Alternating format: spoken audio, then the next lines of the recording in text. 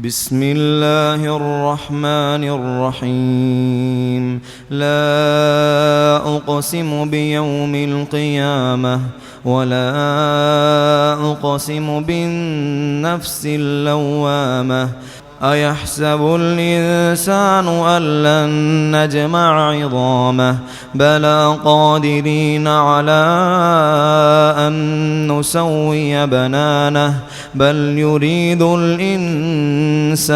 ليفجر أمامه يسأل أيان يوم القيامة فإذا برق البصر وخسف القمر وجمع الشمس والقمر يقول الإنسان يومئذ أين المفر كلا لا وزر إلى ربك يومئذ المستقر ينبأ الإنسان يومئذ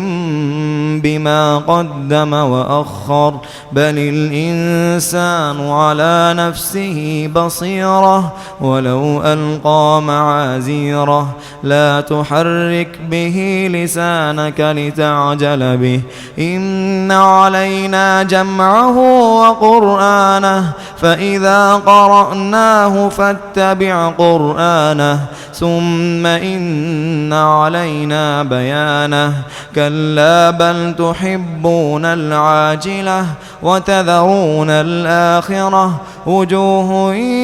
يومئذ ناظرة إلى ربها ناظرة ووجوه يومئذ باسرة تظن أن يفعل بها فاقرة كلا إذا بلغت التراقي وقيل من راق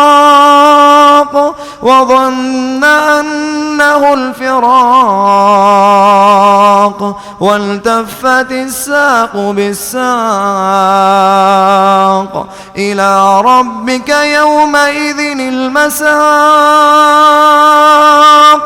فلا صدق ولا صلى ولكن كذب وتولى ثم ذهب إلى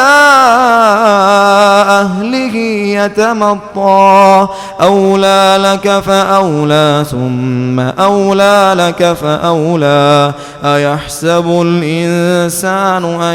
يترك سدى ألم يك نطفة من مني يمنى ثم كان علقة فخلق فسوى فجعل منه الزوجين الذكر والأنثى أليس ذلك بقادر على أن يحيي الموتى